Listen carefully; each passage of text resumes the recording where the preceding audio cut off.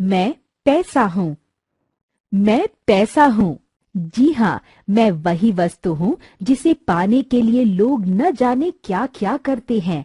मुझे पाने के लिए लोग अपनों के साथ बुरा कर देते हैं, फिर गैरों की तो बात ही क्या। मेरे लिए नेता बड़े बड़े घोटाले कर जाते हैं, देश की संपत्ति को अपनी दौलत बना लेते हैं। मुझे पाने के लिए छोटे मोटे तथा बड़े बड़े अफसर आम जनता की मेहनत की कमाई मिनटों में खत्म कर देते हैं। मेरे लिए शरीफों की जेबें कट जाना साधारण बात है।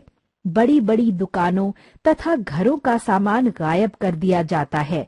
मुझे पाने के लिए बसों में लूट की जाती है और ट्रेनों में डाके डाले जाते हैं। और तो और मेरे लिए तो दिन के उजाले में भी लोगों को मार दिया जाता है। पैसे को सुरक्षित रखने के लिए बने बैंकों से मुझे दिन दहाड़े लूट लिया जाता है। गरीब मजदूर मेरे लिए दिन भर कड़ी मेहनत करते हैं। कोई सामान बेचता है तो कोई ठेला खींचता है, कोई दिन भर दुकान पर बैठता है तो मेरी ही खातिर अपना घर बार छोड़कर मीलों दूर चला जाता है। मेरे कारण टीचर स्कूल में पढ़ाते हैं और ट्यूशन पढ़ाते हैं। मेरी प्राप्ति बढ़ती रहे इसके लिए कर्मचारी हड़ताल करते हैं तो कभी धरनों पर बैठते हैं। हर समय मेरी प्राप्ति में वृद्धि होती रहे इसके लिए वे साल भर कड़ी मेहनत करते हैं। मुझे हर कोई संभाल कर रखता है। मेरे लिए बड़ी बड़ी तिजोरियां बनवाई जाती हैं। आखिर कोई रखे भी क्यों ना, क्योंकि जिसके पास मैं नहीं हूँ लोग उसे गरीब कहते हैं। जिसके पास मैं नहीं होता हूँ वह भूखा बेहाल मारा मारा फिरता है। अब तो आपको पता ही चल गया होगा कि मेरा कितना दबदबा है। हमारे देश में धर्म के ठेकेदार अक्सर अपनी बातों में मोह माया की बातें करते हैं। वे कहते हैं रुपया पैसा धन दौलत वगैरह का मोह बेकार है, लेकिन उनकी भी नजर भक्त की जेब पर रहती है। वे हमेशा भक्तों की जेब से मुझे ही निकालने की कोशिश में लगे रहते हैं। ये पहले भक्तों को अपनी बातों में उलझाते हैं, उन्हें पापी होने तथा नरक का भय इस तरह दिखाते हैं कि भक्त घबराकर उनसे छुटकारा पाने का रास्ता खोजने लगता है। फिर वे ही उनके बचाव का रास्ता बताते हैं और इसके बदले में ज्यादा से ज्यादा पैसा लिया जाता है। क्यों, है ना अजब तरीके? यह सब मेरे ही कारण है। मंदिरों और अन्य धार्मिक स्थलों पर मुझे दान में देने के लिए उकसाया जाता है। ऐसा करने से सीधा स्वर्ग जाने व भगवान की कृपा होने की बातें की जाती हैं। भक्त भी कुछ कम नहीं, वे मुझे दान में देकर स्वयं को सहज महसूस करते हैं। भक्त मानने लगते हैं कि मेरी थोड़ी सी मात्रा दान में देकर उन्होंने अपने पापों से मुक्ति पा ली। लेकिन उनको यह मालूम नहीं है कि पुण्य कोई चीज ऐसी नहीं जिसे देकर मुझे खरीदा जा सकता है।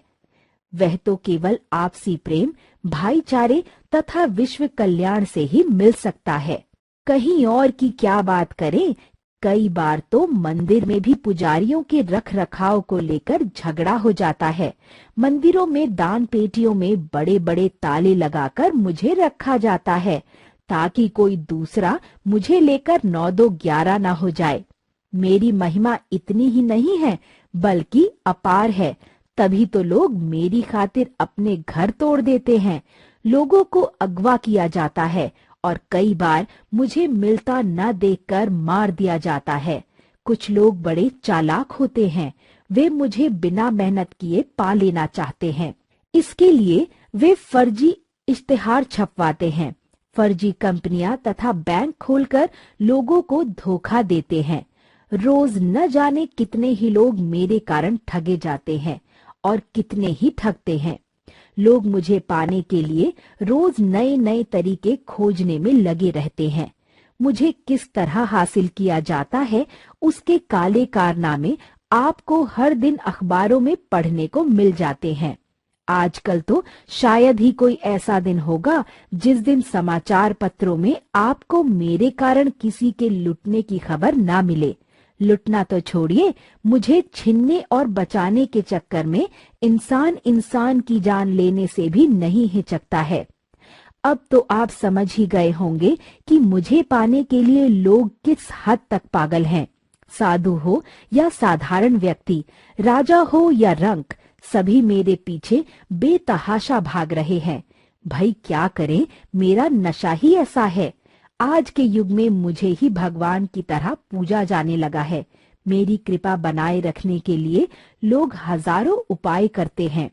कुछ तो ऐसे भी हैं जो दिन रात मेरे ही सपनों में खोए रहते हैं। मुझे पाने के लिए आज लोग एक दो हद नहीं बल्कि सारी हदें तोड़ देते हैं। इस भाग दौड़ी में वे ये भी भूल जाते हैं कि मैं आज तक किसी का नहीं बना हूँ। आज मैं किसी पर मेहरबान हूँ तो कल किसी और का घर भर सकता हूँ। इसलिए मेरे ऊपर घमंड करना बेकार है। मैं वह साथ नहीं हूँ जो हर पल साथ दे। मुझे बस कुछ मानना ठीक है, पर सब कुछ मानना बिल्कुल गलत है। बड़े बूढ़े कहते हैं कि मेरे पाँव होते हैं, इसलिए होशियार रहो, पता नहीं मैं कब भाग जाऊं। तभी तो कहता हूँ कि सबको एक समान मानो। अमीर गरीब, ऊंच नीच, बड़ा छोटा, ये सब बेकार की बातें हैं। किसी भी प्रकार का भेदभाव मनुष्यता के लिए कलंक है। जरा सोचिए, लोग पैसे के लिए किस तरह की हदें तोड़ देते हैं। हाँ, एक बात और भी बताता हूँ कि समय समय पर मेरे रूप प्रतिरूप में बदलाव होता रहा है। कभी मैं सोने चांदी का बन जाता हूँ तो कभी पीतल तांबे का, फिर मुझे सुविधा के लिए कागज का बना दिया गया। मेरा आकार कभी बड़ा किया गया तो कभी छोटा। मुझे सिक्का, नोट, रुपया आदि नामों से पुकारा जाता है। मेरे कई चिन्ह तथा प्रतीक भी बनाए गए, जिनमें समय समय पर बदलाव किए गए। आखिरकार मुझे अंतर्राष्ट्रीय चिन्ह प्रदान किया गया। इसके लिए देश भर से कई डिजाइन मंगवाए गए। उत्तम डिजाइन के चयन के लिए एक लंबी प्रक्रिया चली। अंततः 15 जुलाई 2010 के दिन डॉक्टर उदय कुमार के डिजाइन रुपए को मेरे प्रतीक के रूप में चुना गया। मेरे इस नए चिन्ह का निर्माण देवनागरी लिपि के वर्ण र तथा अंग्रेजी वर्ण आर को मिलाकर किया गया है।